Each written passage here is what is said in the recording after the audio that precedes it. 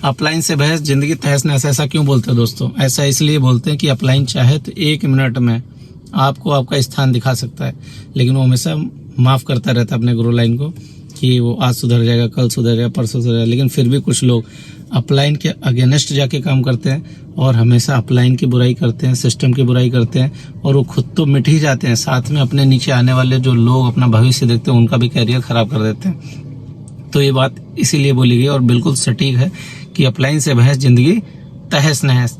अब एक छोटी सी स्टोरी, मार्मिक स्टोरी के माध्यम से आपको समझाना चाहूँगा। एक बार एक पिता था, बहुत ज़्यादा पढ़ा लिखा नहीं था, उसके 3 पुत्र थे। उन तीनों को उसने खूब पढ़ाया लिखाया, बड़ा किया, वो सेल्फ स्टैंड हो गए तीनों बच्चे। और आगे चल के जब भी कोई बात होती तो वो बोलते थे कि आपने हमारे लिए क्या किया है, आप तो अनपढ़ हैं, जाहिल हैं, गंवार हैं, आपने कुछ नहीं किया हमारे लिए, जो भी किया हमने किया। तो वो चीज़ उसके मन में वो हमेशा माफ़ कर देता था। एक दिन उसके माइंड में बैठ गई पिता के कि इन तीनों को इसका जवाब देना पड़ेगा। तो उसने क्या किया, उसने अपना पूरा वसीयत बनवाया और अपने मित्र के हाथ में दे दिया कि जब मैं मर जाऊं तो ये वसीयत इन लोगों को दे देना। बच्चे आए, जब पिताजी बहुत ज़्यादा बीमार हुए, उनको ये आशा थी कि पिताजी हमको प्रॉपर्टी पैसा सारा हमारे नाम कर जाएंगे। तो पिता ने बता दिया कि सारा कुछ क्या है, मेरे मित्र को मैंने वसीयत कर दिया, वो आपको बताएंगे। पिताजी डेथ कर गए। तो मित्र आया वसीयत लेके, बोला क्या क्या लिखा है। तो बोला है, पहली बात लिखी कि बहुत ही अच्छे तरीके से अंतिम संस्कार हमारा होना चाहिए। तो ढोल नगाड़े के साथ उन्होंने अंतिम संस्कार किया। उसके बाद अगला पेज पढ़ा, उस पर लिखा हमारी 13वीं में 56 भोग बनने चाहिए, पूरे गांव को जो है इसमें इनविटेशन जाएगा। तो उन्होंने उसको भी जितना पैसा लड़कों के पास था सारा जोड़ जाड़ के उन्होंने उसको कर दिया। तीसरा लिखा था जो हमारा मकान है उसका पहला जो कमरा है उसको गिरा दिया जाए। लड़कों ने पहला कमरा गिराया।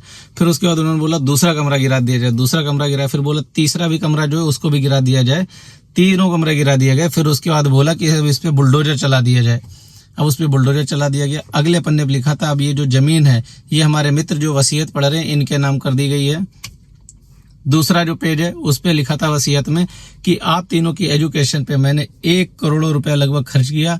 बैंक के ऊपर वो लोन है और वो लोन आपको मैं गिफ्ट करके जा रहा हूँ आशीर्वाद के रूप में। जिस उद्देश्य से आप हमारे पास आए हुए थे कि हम कुछ आपको देंगे तो हम आपको आशीर्वाद रूप में यही दे रहे हैं। आप जीवन भर बोलते थे कि आपने किया क्या है, तो आज मैं बता रहा हूँ कि 1 करोड़ रुपए मैंने आपकी एजुकेशन पढ़ाई लिखाई आप तीनों को स्टैंड करने में लगाया।